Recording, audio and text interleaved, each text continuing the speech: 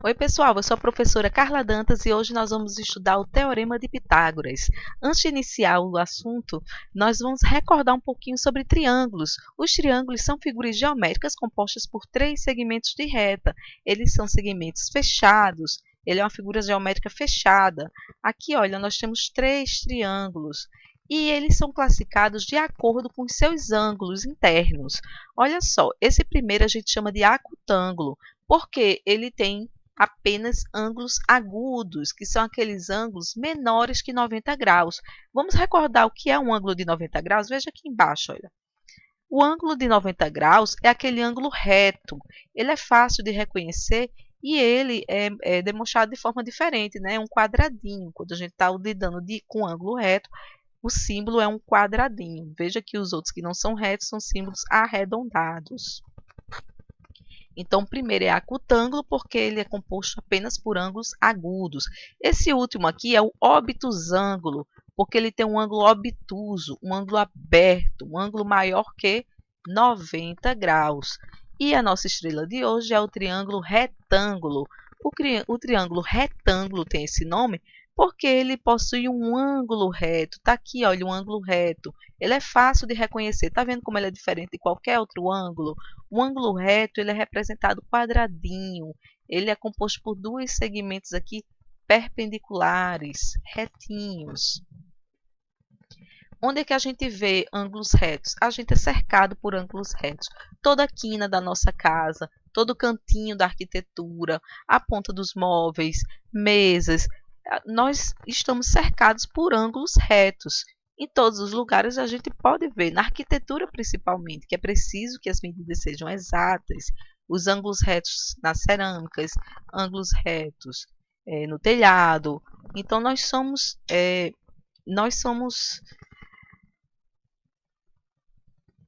cercados por esse tipo de ângulo, né?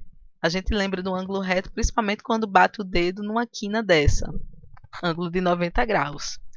Então, gente, os triângulos retângulos, só relembrando, são todos aqueles que possuem um ângulo de 90 graus. Aí tem alguns exemplos.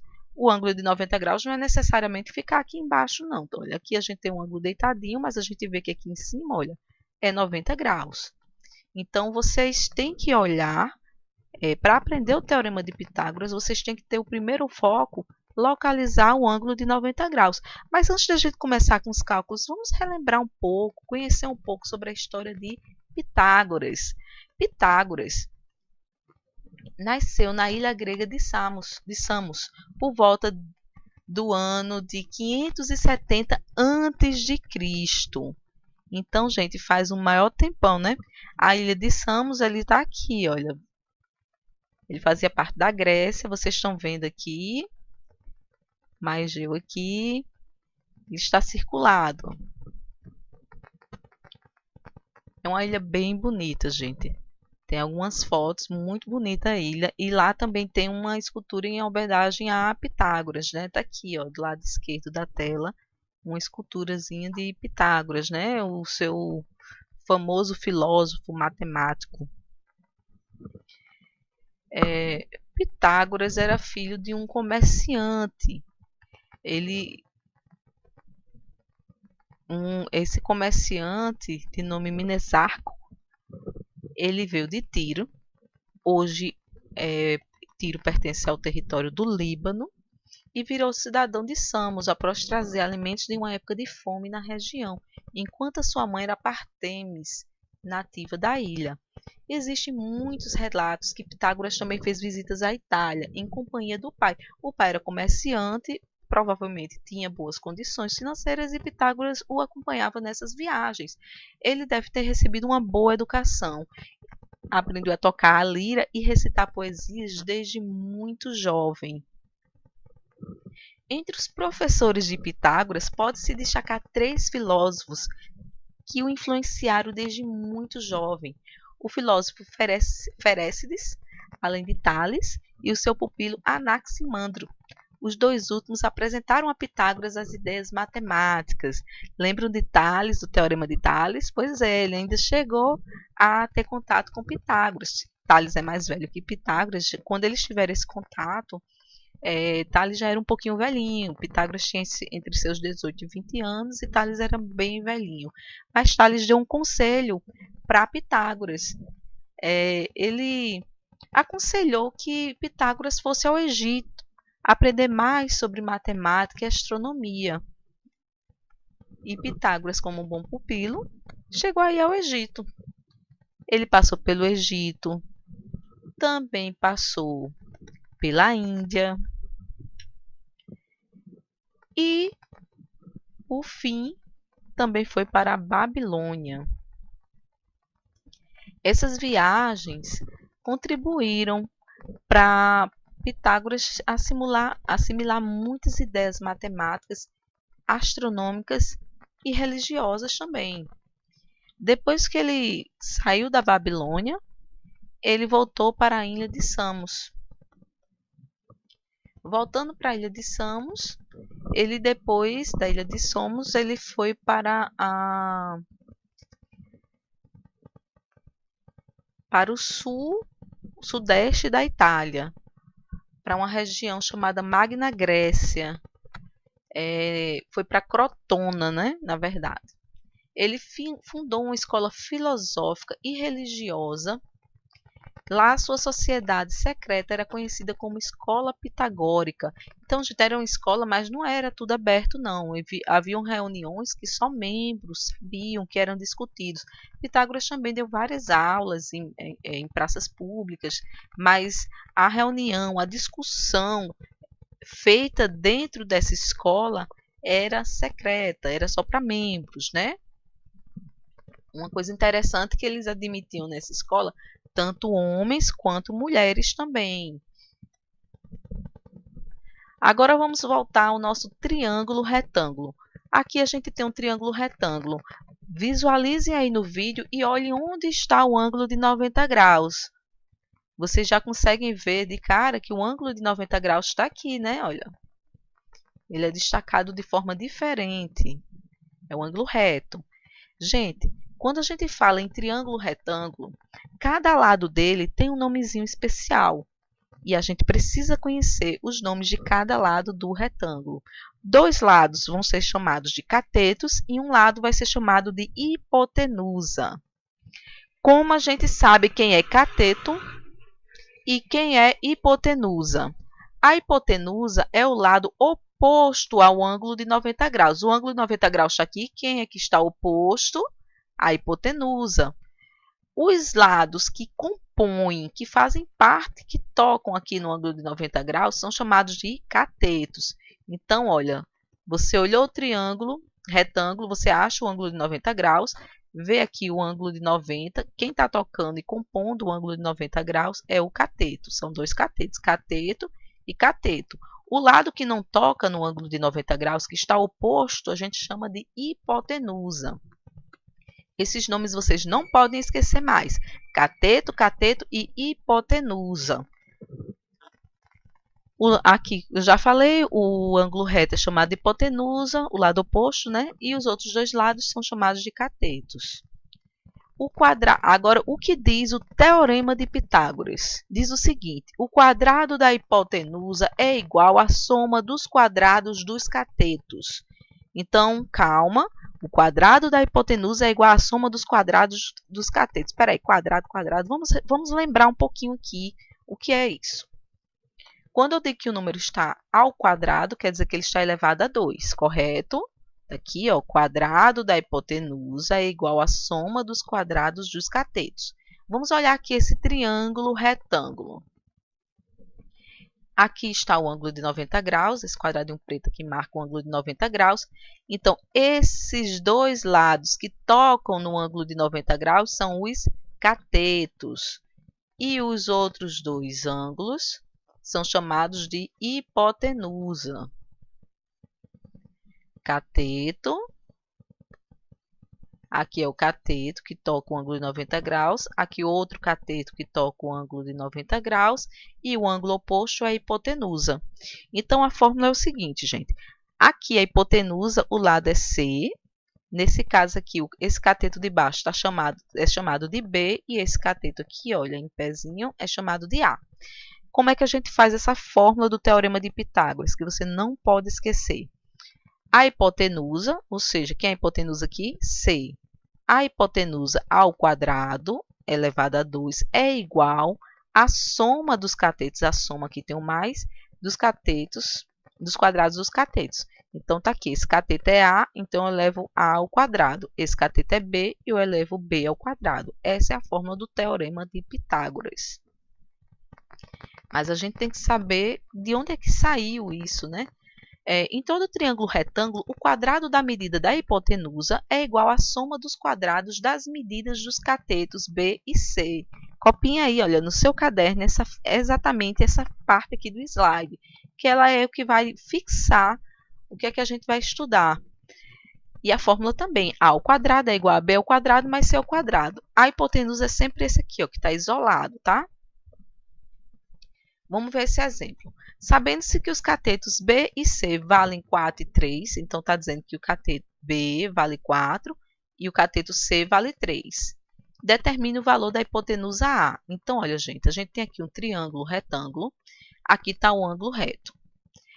Aqui eu sei que é cateto, que está tocando no ângulo reto. Esse aqui eu também sei que é cateto, está tocando no ângulo reto. O lado oposto ao ângulo reto chama-se hipotenusa. Então, como é que a gente vai resolver isso? A ao quadrado é igual a B ao quadrado mais C ao quadrado. Essa é a fórmula do teorema. Quanto vale A? Eu não sei. Então, ele continua A ao quadrado. Quanto vale B? B vale 4. Então, no lugar aqui de B, olha, eu vou colocar 4. Vai ficar 4 ao quadrado. Mais C. Quanto vale C? Vale 3. Então, vai ficar A ao quadrado igual a 4 ao quadrado mais 3 ao quadrado. A ao quadrado é igual a 4 ao quadrado é 4 vezes 4, dá 16. 3 ao quadrado é 3 vezes 3, dá 9. Então, A ao quadrado é igual a 16 mais 9. A ao quadrado é igual a 25. 16 mais 9 é 25. Gente, lembre o seguinte, que quando esse número ele muda de lado, a operação ela fica invertida. Vocês lembram que se o número está do lado esquerdo e passa para o lado direito, se ele está somando, ele está com sinal positivo, ele fica negativo. Se ele está multiplicando aqui pelo A, ele passa dividindo. E quando ele está aqui, ó, em forma de potência, quando ele passa para o outro lado, ele vira uma raiz quadrada. Ou seja, A ao quadrado é igual a 25, A é igual, aí ó, esse quadrado que estava em cima do A passa para cá ó, e vira uma raiz quadrada. A é igual a raiz quadrada de 25. A raiz quadrada de 25 é 5, porque 5 vezes 5 é 25. Então, o valor dessa hipotenusa é 5. Agora, gente, para não ficar confuso, vamos entender. Vamos ver de forma prática como é o Teorema de Pitágoras. Imagine aqui que esse lado aqui tem 3, a medida 3, esse lado de baixo tem a medida 4. Então, vamos fazer aqui um quadrado aqui, ó, pegado com C, com três quadradinhos, né, com 3 medidas. Para ser um quadrado, ele tem que ter 3 de altura e 3 de largura. No total, esse quadrado vai ter 9 quadradinhos pequenos. Deixa eu passar aqui para um para ficar melhor. Deixa eu passar aqui para ele. Pronto, é o mesmo problema anterior. Está aqui. Um quadradinho com 3 lados aqui, quadradinho com 3 lados aqui, certo? A medida de 4 a medida de baixo é 4, então eu vou fazer um quadradinho, medidas com 4 quadradinhos aqui, ó, 1, 2, 3, 4. Um quadrado com medida de 4 quadradinhos. Para ele ficar quadrado, ele tem que ter 4 de largura e 4 de comprimento. Tá vendo que eu fiz um quadrado com a medida 3 e um quadrado com a medida 4? Esse quadradinho aqui da medida de lado 3, que é exatamente a medida aqui do triângulo, ele tem quantos quadradinhos pequenos? 3 vezes 3, 9, né? 1, 2, 3, 4, 5, 6, 7, 8, 9. 3 vezes 3, 9. Tem 9 quadradinhos pequenos. Então, o quadrado desse cateto aqui, olha, C, ele tem 9 quadradinhos. O quadrado do cateto B, ele tem 16 quadradinhos, certo? Porque aqui ele é composto por 4. 4 vezes 4 é 16. 1, 2, 3, 4, 5, 6, 7, 8, 9, 10, 11, 12, 13, 14, 15 e 16. Então, olha a lógica aqui do Teorema de Pitágoras. o quadrado da hipotenusa, que a hipotenusa é aqui, a gente não sabe quantos quadradinhos vai ser utilizado, a gente não sabe a medida da hipotenusa, a gente quer descobrir, é igual à soma dos quadrados dos catetos. Então, esse quadrado aqui, olha, ele tem 9 quadradinhos. Esse outro quadrado aqui tem 16. Então, o teorema diz que se eu somar os quadrados dos catetos, ou seja, esse quadrado do cateto eu coloquei aqui embaixo, e esse quadrado desse outro cateto aqui também. Se eu somar os dois, eu vou encontrar o quadrado da hipotenusa. Eu pego esse quadrado, coloco aqui, os outros quadradinhos eu coloco aqui também, e a gente vai encontrar quanto? 16 mais 9, 25. Então, o quadrado da hipotenusa tem 25 quadradinhos. Se ele tem 25 quadradinhos, a raiz quadrada de 25 é 5, a gente sabe que o lado dele, olha, vai ter 5 quadradinhos. Gente, olha, essa fórmula não é para vocês decorarem. Sim, vocês têm que saber a fórmula, mas vocês precisam entender de onde ela saiu. Tá vendo que tudo tem lógica? Se eu somar os quadrados dos catetos, eu vou achar exatamente o quadrado da hipotenusa. O quadrado do cateto, cada um era composto por 9 e outro 16 quadradinhos. Se eu somar os dois, vai dar exatamente 25 quadradinhos. Vai encaixar direitinho, bonitinho, lindo, maravilhoso no seu teorema aqui, no seu triângulo retângulo. Aqui é uma demonstração prática, viu? A pessoa fez o quê? Fez uns quadrados, aqui o triângulo retângulo, aqui o ângulo de 90 graus, aqui a hipotenusa. Fez umas vasilhas de acrílico e colocou água para demonstrar que a quantidade de água desses dois quadradinhos aqui, olha, composto do tamanho dos catetos, vai dar exatamente o quadrado da hipotenusa. Esse experimento é bem interessante. Vocês viram como ele faz? É um GIF e vai ficar repetindo. Então, a medida que está aí do quadrado da hipotenusa é igual à medida do quadrado dos catetos. E são exatamente as mesmas medidas. Isso Pitágoras concluiu, olha, 500 anos antes do nascimento de Cristo. Olha como faz tempo. Nós já estamos no ano 2020, faz um maior tempão. O Teorema de Pitágoras é considerado uma das mais importantes descobertas da matemática. Com ele pode-se descobrir a medida de um lado de um triângulo retângulo a partir da medida de seus outros dois lados. Gente, isso é super importante, é muito legal, porque você consegue medir a altura de prédio, de torre, de montanha, de rio, fazer várias construções arquitetônicas com base no triângulo retângulo, com base nos conhecimentos do Teorema de Pitágoras. Aqui a gente tem um exemplo prático, né? Uma piscina retangular mede 24 metros de comprimento por 18 metros de largura. Nadando na diagonal dessa piscina, um atleta consegue nadar ida e volta em um total de... Espera aí, olha, vocês viram um exemplo, a gente tem que parar e mentalizar, entender o que é que o problema está falando. Vamos por partes. Primeira parte diz o seguinte: uma piscina retangular, então você já pensa, é um retângulo. Desenha logo um retângulozinho. Essa piscina mede 24 metros de comprimento e 18 de largura.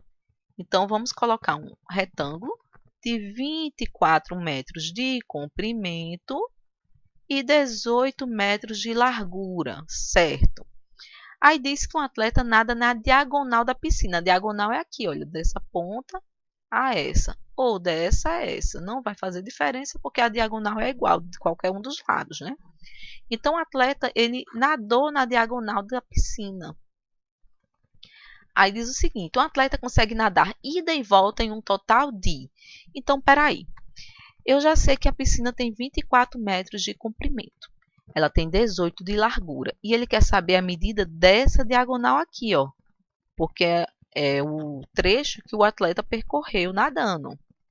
Se você olhar bem, esse triângulo, esse retângulo, nesse pedacinho aqui, olha, considerando a diagonal, encaixa perfeitamente um triângulo retângulo, né? Então, a gente pode sim, olha, aqui é um ângulo reto, utilizar o Teorema de Pitágoras para saber. Não é preciso você ir com uma piscina, com uma treina enorme para saber a medida do diâmetro, né? Da diagonal, desculpa, da diagonal. Então, vamos primeiro identificar quem é quem aqui nesse triângulo. O x a gente chama de hipotenusa, certo? Porque ele está oposto ao ângulo de 90 graus. E os outros dois a gente chama de cateto. Vamos lembrar o teorema de Pitágoras? A hipotenusa ao quadrado é igual à soma dos quadrados dos catetos. Aqui, olha, a hipotenusa vale quanto? X. Então, no lugar de hipotenusa, eu coloco x ao quadrado. É igual à soma dos catetos. Tanto faz eu botar primeiro o 18 ou depois o 24. Não faz diferença, tá, gente? Vamos substituir aqui na fórmula. Cateto 1 é 24, então é 24 ao quadrado. Não esqueçam que a fórmula é ao quadrado. E 18 ao quadrado. Fica assim, x ao quadrado é igual a 24 ao quadrado mais 18 ao quadrado. 24 ao quadrado é igual a 24 vezes 24, dá 576. 18 ao quadrado é 18 vezes 18, dá 324. Estou só resolvendo a equação. X ao quadrado é igual a 576 mais 324. Quanto é 576 mais 324? 900. X ao quadrado é igual a 900. Esse 2 que está elevado ao quadrado, ele passa para o outro lado como uma raiz. Olha, o 2 está aqui, ele saiu e virou uma raiz quadrada. X é igual a raiz quadrada de 900. Qual é o número multiplicado por ele mesmo que dá 900? É até fácil, né, da gente descobrir. Raiz quadrada de 9 é quanto? É 3. A raiz quadrada de 100 é 10. 3 vezes 10, 100. Dá 300 metros. Se você não souber fazer de cabeça, a gente faz aquele método de fatoração. Pega o 900, passa um tracinho e começa a dividir por 2, por 5, até achar o valor aqui, ó, de 30 metros. Então, gente, a resposta correta é 30 metros. E por que não está aqui? Ó, letra A, B, C e D não tem 30 metros. Será que a gente fez alguma coisa errada? Quando você vê que está diferente, volte e leia de novo o problema. Tudo na matemática é paciência e atenção. A piscina é 24 por 18, a gente fez certinho.